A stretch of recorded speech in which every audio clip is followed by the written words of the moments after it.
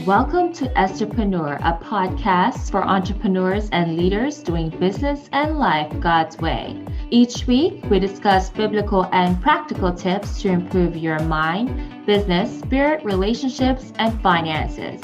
Listen along as I speak with special guests on how to thrive in all aspects of life. Hi, I'm Edna. Like many of you, I wear many hats. I'm a military wife, mother, author, certified John Maxwell business and executive coach, trainer, and founder of Favor and Wealth, where we help the good guys win. So tune in as we bring on the light. Well, hello, everyone. Thank you for tuning in for another episode of the Entrepreneur Podcast. My name is Edna, and I'm your guide to all things business and personal growth through a biblical lens. So today we're diving into a crucial topic, which a lot of people ask me, especially when I'm engaging with new entrepreneurs, and it's how to determine if a business idea is the right fit for you. And just as importantly, how to spot when it might not be. So today we're going to give you some practical tips and scriptural insights on how to determine how to go about and do that. Now, whether you're a seasoned entrepreneur or just starting to toy with the idea of launching your own business adventure, understanding both sides of this coin can save you not just time and money, but also a lot of heartache. Now, let me just say this. Regardless if you tried and failed or tried and you think you failed, none of those things are wasted. Because like in any other successful entrepreneur that you see, behind for every big success comes like 100 failures. I just wanted to share that if you feel like this is a podcast that you feel like you can get some insight from, both scripturally, spiritually, as well as practically when it comes to business growth and personal growth, don't forget to subscribe, don't forget to like, don't forget to comment, and don't forget to share with your friends and family. All right, so let's dive in. So the first thing I want you guys to do is to identify your strengths and market needs. So let's start by talking about alignment. The first step is identifying a good business idea is ensuring it aligns with your personal strengths and passions. So what does that mean? That means don't just follow the trend. Don't just start something because you feel like it's going to create money. Because a lot of times what I found is a lot of people is like, oh, everyone's opening up online businesses. Everyone's creating restaurants. Everyone is, whatever trend is going on. At one point, food trucks was a trend. At one point, what was it? Life coaching was a trend. So everyone was just creating businesses based on the fad and what was going on. They're following the trends, they're following the masses because they think it's going to be profitable because everyone and their mamas are doing it. That's a wrong way or a wrong motive to start a business. You want to make sure that it aligns with you authentically, your personal strengths and the passions that God put inside your heart. So I want you to think about what you're good at and what you love to do. And aside from that, which is really important, is does the market need it, right? So, for example, I remember there was a trend where everyone was creating productivity hacks because everyone was burnt out from corporate America and things like that. And so I remember I created a productivity list because I was trying to follow the trend. I literally spent maybe a week creating this, thinking that, oh gosh, everyone's going to want this. And guess what? No one wanted it. And honestly, for me, I wasn't really, I knew how to do it, but it wasn't a passion of mine. So I was bored doing it. I just did it because I was following a trend. So my point is like, if it's going against what you're passionate about, what you enjoy doing, don't create it just for the sake of doing it, because more than likely it's not going to hit, meaning it's going to miss the mark and you're just wasted. And that's just one example. I can't tell you how many other examples I know of from entrepreneurs that I work with that wanted to create some sort of business that does not line up with who God created them to be, if that makes sense. So as because I'm trying to keep this podcast episode short, I'm going to keep the story shorter. And if I have time later on, I'll give you more examples. But I hope that if anything in this first part, just hone in the point that Don't just follow what the masses are doing. Create a business based on what you enjoy learning about, what you enjoy talking about, what you're good at, and most importantly, the market wants it, right? And so this is why I thank you, Holy Spirit. This is why I encourage people before you spend, and trust me, I've done this. I spent like months trying to create the perfect landing page for the perfect product and the perfect offer. And then by the time I launched it, it was like no one wanted it. So it's like, why did I go through all this time building something that no one ever wanted? So one of the things that I suggest people to do, and maybe you guys heard this before, is create a minimum viable product. What does that mean? Think less is more. What you need to do is get a proof of concept that, let's say you have an idea, for example. Let's say you want to do a dog sitting service specifically for blind people. I'm just giving you an example. Like, that's a pretty cool idea. It's niche down, So instead of like creating a fancy website, creating all these bells and whistles to accompany that business idea, why don't you create a simple landing page? It could be a Google Doc. I've seen that time and time and happened before. I've done it personally. My clients have done it personally. A lot of these multi-million dollar business owners have done it personally because they realize that people don't care about how it looks. All they care about is the solution. Can you solve the problem that I have? And can you do it faster, quicker? That's the same thing. Faster, cheaper, make the experience more enjoyable for me. Like, there has to be some type of value add, but my point is it has to be something the market wants. And then when you have your first few customers, your first 3 sales, then you're onto something. Then you create all the bells and whistles, right? And after the first 3 sales, the next milestone is create your first $10,000 for that product. And then after that $10,000, if you make $10,000 on that particular business idea, then you could do all of the legal things that you need to do, which is open up the license and all those different things to protect your brand. But my point is start small and make sure it lines up with who you are. I feel like I just went off the tangent, but hopefully that helped. All right. So, okay, I want to have another example here I'm going to share. So imagine someone who loves cooking and sees a demand for organic home cooked meal deliveries in their community, right? So that's a strong start, right? So they see that everyone wants home cooked meals. How many of you guys, especially prior to COVID, we were really into like healthy stuff already, my family and I. And so right now we're kind of like, now it's all about portion control and just making sure we eat more, for me, more meats, more vegetables, and the carbs and the processed sugar. But I went through a point where I want everything like organic, everything like just and then they created all these subscription services where they mail you, I guess, a bunch of ingredients. You can make it yourself, or we tried these juice, what do you call it, where you buy like 2 weeks worth of juices and it's like pressed juice and everything. They take care of it. So that was a trend at some point, right? And so if that's something you enjoy doing and you see that people are buying it, then yeah, go ahead and do about that. Now, on the flip side, let's consider, let's say you have a particular craft, like making intricate bead necklaces, for example. Now, let's just say that the market in your area is saturated with craft jewelry, or there's minimal demand, meaning a lot of people don't care about bead jewelry. It's not a luxury thing. One thing I have to say is, remember, people don't buy what they need. People buy what they want. I've seen this time and time again where they say they can't afford me, but then they'll spend $5,000 on a liposuction, right? Because they want it. They don't need it. They need the business code, especially if they've been trying to launch a business.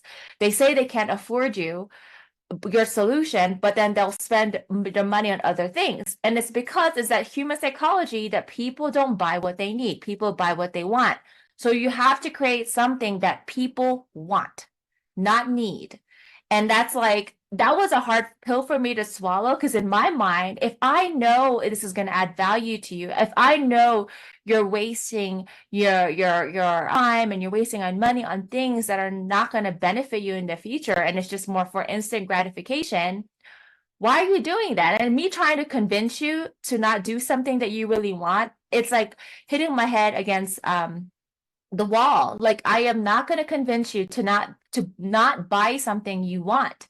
So I realize that also applies in business. So what I do is I find out what my customers want. What do they want? What do they look for? And a lot of them, they want to learn how to close their sales. They want to increase their conversion rates. They want to be able to break in doors, into corporate America. They like, these are things that I know how to do, and I do it well, but then I focus during that time on like more like self-awareness, knowing yourself, knowing your soul.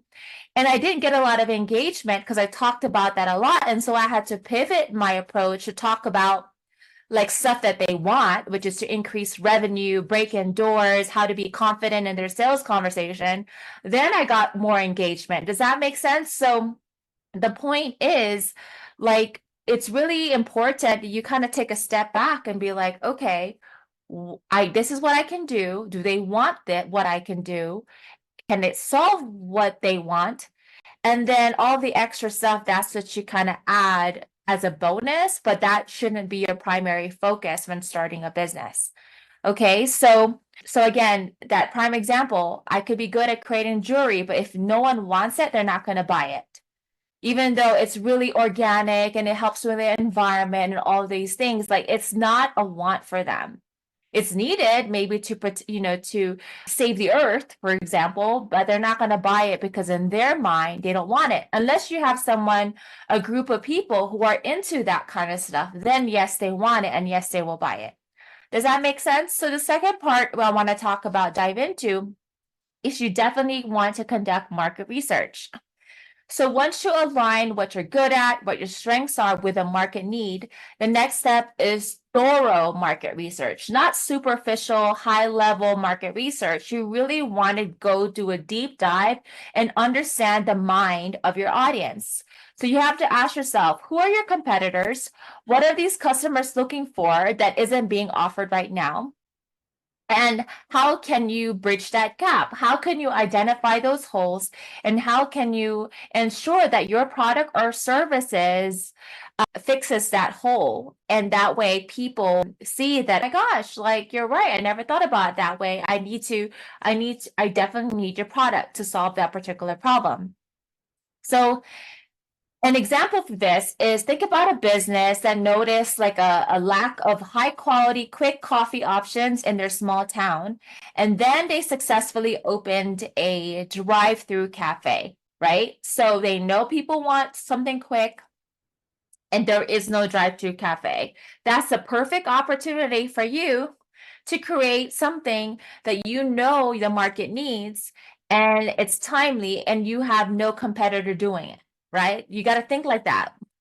And I just want to say, and I know a lot of people say, start something without competitors. Let me tell you this: if you don't have any competitors, or like, they could be considered competitors, they might not be direct competitors, but they could be indirect competitors. That means there might not be a need for your market. So for example, for your product. So for example, why are people always opening up new shoes, new shades, new purses, new products? It's because it's a dime a dozen, but they found out something different and unique about their product that the market isn't providing. So it's okay to have competition. In fact, you want to have some competition, because if there's no competition, that means you're basically creating a desire, or you're creating some sort of awareness for your product that they don't have. The humans don't internally have. Now, if you created and let's say if you created awareness first, for example, you did some market research first and found out, okay, I'm just going to give an example. Let's say, like, for me, here's a prime example. I'm not good with plants. My husband has bought me, I think this might be my third plant, and I'm not really good with taking care of plants. I don't have a green thumb. It's not natural for me. I'm constantly focused on business, constantly focused on other things. Now imagine if they had a product where I don't have to water it, I don't have to take care of it. It just takes care of it on its own, and it is And it's something that I would like to have, a beautiful bonsai tree and not have to trim it, not have to worry. But imagine if there was a product that did it by itself without me doing it. I would probably purchase the product because I like it, but I'm not gifted in it. Does that make sense? So my point is, I don't know if there's such thing as a product like that, but there's a lot of, and how do we make this applicable? So let's say, how many, you got to find out how many people loves bonsai trees, how many people have bonsai trees, how many people have killed bonsai trees, how many people would like to keep their bonsai trees alive, but they just don't know. So if you do you keep asking all those questions, and if you feel like, gosh, I might be onto something, then what you do is you invite a group of people, kind of like your focus group. You interview them, ask them what they like, what they don't like, what their challenges are, based off of the feedback of the market. Then what you do is you create that product. Does that make sense? So you got to do a little bit more research. Make sure just you that's what I'm saying. Like, I hope I'm making sense. You have an idea, you like what you do, you enjoy doing that, then you do a little bit of kind of like beta testing to see if it's something that people will want. And then you go ahead and move on with that idea. But it's backed up with not just you're good at doing that, that's your strength zone, the market wants it. And most importantly, it's something that you could do easily. Remember, think minimum viable product. That is a way to tackle that particular business idea. All right, now here's some warning signs. So let's say you have a business that's entering into a highly competitive market without any distinct differentiation. So for example, if you can't find some sort of unique angle or differentiator, or if the market is declining, those are red flags. So for example, let me give you an example. Retail. You have, back then, everyone had like those designer, like, those shirts that it was custom made, and it was a cool thing. Like, you would buy those personalized shirts that you could custom make it with the names and everything. But now Amazon has a way to do it cheaply without spending. I remember when I had like back, I'm very personable and I personalize a lot of things. So I would create products and pay for these products that are personalized, and then it would cost me a lot of money. And now you can go on Amazon and personalize something, it'll be a lot cheaper. So what am I saying? Is that a good idea for to create a service or a product that's personalizable that they could get somewhere really cheap? Unless there's some sort of unique experience or something that you could do that is that differentiates you from the market, it's not a good idea. Right? So let's bring in some biblical perspective here, and then we're going to wrap this up shortly. Proverbs 14:15 teaches us the simple believe anything, but the prudent gives thought to their steps. So it's not about having a good idea, but also the right resources and strategy to execute it responsibly. So again, starting a business is hard work. And that's why it's not for the faint, meaning it's not an easy thing. Anybody that tells you that starting a business is an easy thing is lying to you. And it's not always going to be, a lot of times, just put it this way. Statistics shows that it takes a gajillion ideas for you to find the big idea. And it's just part of the process and journey. And if you're not for that type of journey where it's ups and downs and you're not willing to persevere regardless of your opposition, then entrepreneurship might not be for you. However, if you understand the journey of entrepreneurship, that it's you try and fail, tweak, revamp, rechange it, do whatever, but as long as you're consistent, eventually you're going to find that diamond in the rough, right? And then that's what you pursue. And then on top of you having market research, and then you have a market fit, and then you have your strength zone that matches well, and you have some sort of value proposition that differentiates you from the rest of them, your competition, that's definitely an idea that you want to pursue. And as long as you count the costs, there's a scripture that says count the cost before you build, and you're willing to pay the price, then go for it. And understand that that might not be your $1 million idea, but it's a step closer. All right. So, anyways, I hope that helped. I hope that encouraged you guys. I hope that gave you guys some practical insights to apply. And again, if you have any questions at all, feel free to message me on either my website, entrepreneur.com, that's my podcast, favoritedwealth.com, that's my business website. If you're interested in, getting on a discovery call with me to see if it's something that you want to explore, maybe you have a new business idea. I have a strategy session that I offer to startups and even struggling businesses. It's $1,500 for 3 hours, and you come away with it with a 90-day action plan. And I've had a lot of great success, especially for those people who feel stuck and don't have clarity on what their next steps are. And I have a lot of recommendations as well on my website regarding that. That might be a good next step for you. All right, well, blessings, everyone. And until next time, keep shining.